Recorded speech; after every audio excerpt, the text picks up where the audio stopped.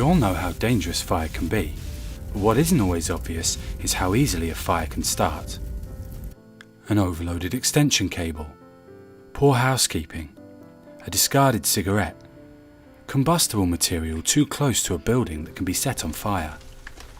All of these can easily cause a devastating fire.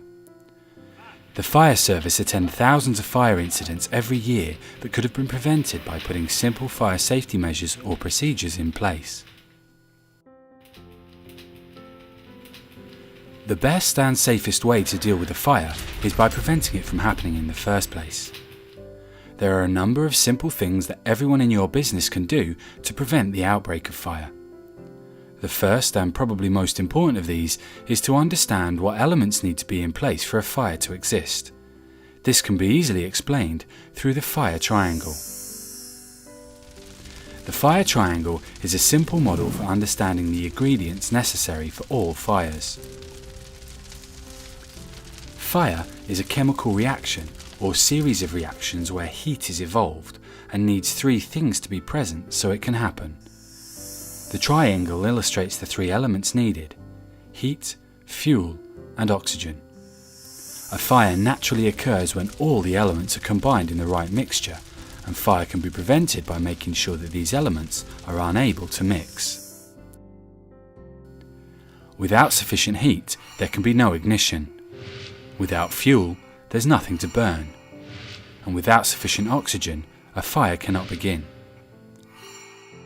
Knowing the mechanics and elements of fire is essential in eliminating the risk of fire, as well as knowing how to control and extinguish it. Heat, oxygen and fuel are present and can be found all around us. Oxygen exists in the air that we breathe.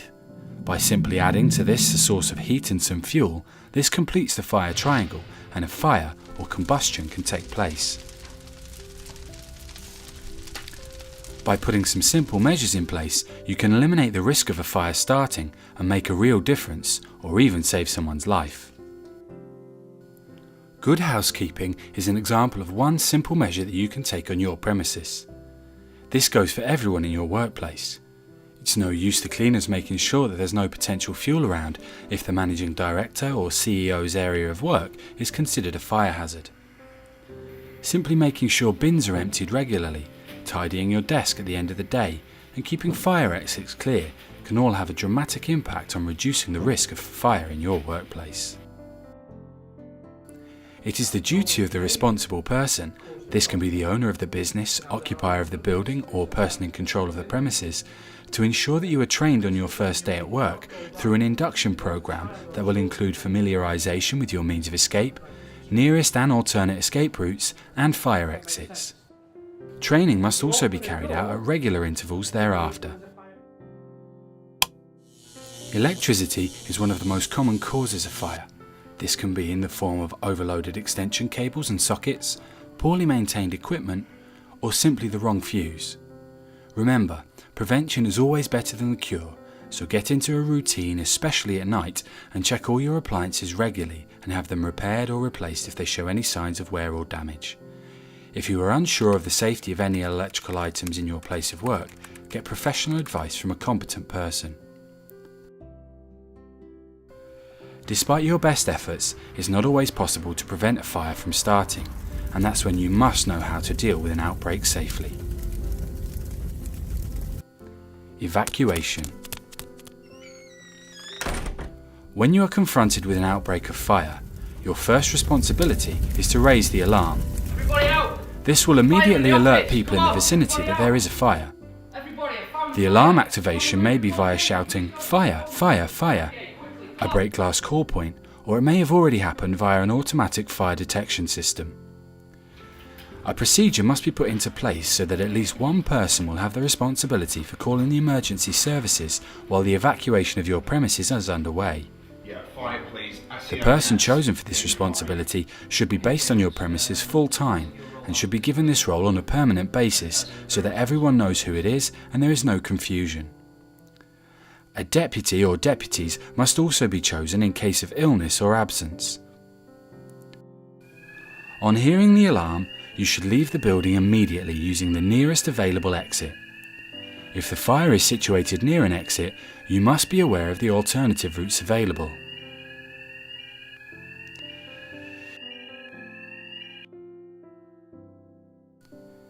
Stay calm and remain calm at all times. It is extremely important that everyone involved in an evacuation remains calm at all times so that all personnel can evacuate the premises safely and as quickly as possible. Use the stairs if necessary, not the lift. Never use a lift in an emergency situation. Do not return to collect clothing or personal belongings until you are told to do so by a senior fire officer. Report immediately to the assembly point. All staff should know where your assembly point is. Under no circumstances return until a clear instruction has been given by the fire officer. In your place of work, you must have a sufficient number of competent people, known as fire wardens, to perform evacuation duties, as well as a competent person to ensure that the fire safety systems in your premises are fully functioning.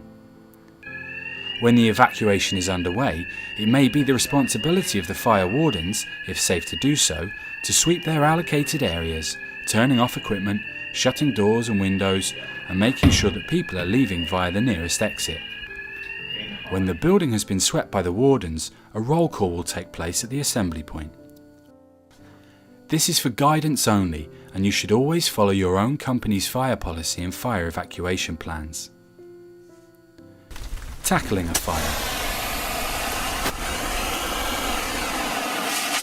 If we look back at the fire triangle, we will see that in order for a fire to burn, it needs the right mixture or right amount and quantity of the elements of the fire triangle. For fire to be produced, the right combination of fuel, heat and oxygen is required. Producing fire is really quite easy. However, if you remove just one of the elements of the fire triangle or keep them separate, then there would be no fire, or it would easily be controlled and extinguished. Heat can be removed by the application of a substance which reduces the amount of heat and oxygen available to the fire reaction. Heat can be removed or reduced from the fire with a simple application of water to cool. Introducing sufficient quantities and types of powder or gas in the flame reduces the amount of heat available for the fire reaction in the same manner. If you were to imagine a thatched roof on a cottage that was on fire, then the only way to extinguish the fire in the thatch is to remove some of the fuel, i.e. take half of the fuel away and allow the other half to burn itself out to a stop. By removing the oxygen from a fire, it cannot continue. This is what happens during the use of a CO2 fire extinguisher.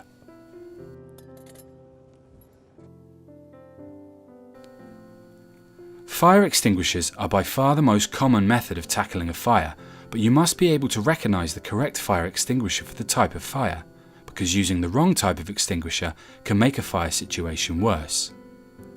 Water. Water-filled fire extinguishers are solid signal red in colour and are only suitable for Class A fires. These are fires involving organic solid materials such as wood, cloth, paper, plastics, coal, etc.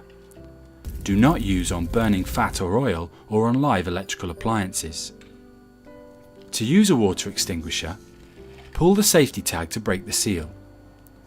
Pull out the safety pin. Hold the handle and the discharge tube. Test the extinguisher to check if it works.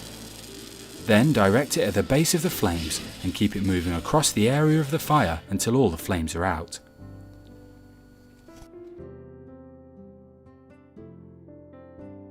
Carbon dioxide or CO2. Carbon dioxide or CO2 extinguishers are signal red with a black panel. They are suitable for use on Class B fires and those involving electrical equipment. To use a CO2 extinguisher, position the discharge horn, as it will be too cold to do so when the extinguisher is being used. Pull the safety tag to break the seal. Pull out the safety pin. Hold the handle and the body of the extinguisher. Test the extinguisher to check if it works. Point the horn at the base of the flames and whilst discharging the extinguisher, walk toward the flames in order to put them out. When the flames are out, walk back away from the fire while still discharging the extinguisher.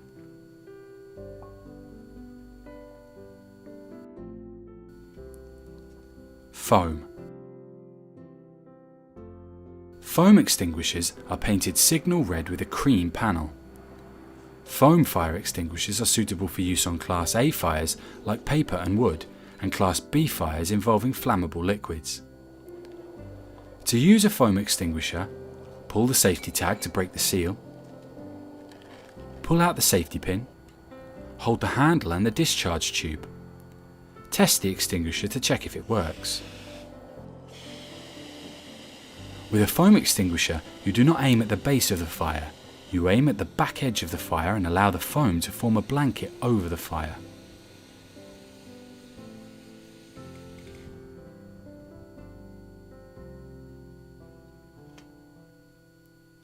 Powder. Dry powder extinguishers are signal red in colour with a blue panel. These extinguishers are suitable for use on Class A, B and C fires and is also suitable for electrical fires, making them a good all-round extinguisher. To use a dry powder extinguisher, pull the safety tag to break the seal. Pull out the safety pin. Hold the handle and the discharge tube, if there is one. Test the extinguisher to check if it works. Point the jet or discharge horn at the base of the flames and with a rapid sweeping motion drive the fire towards the far edge until all the flames are out. Hopefully you'll now have a good idea of the damage and devastation that fire can cause and the best ways to prevent it. Thanks for watching.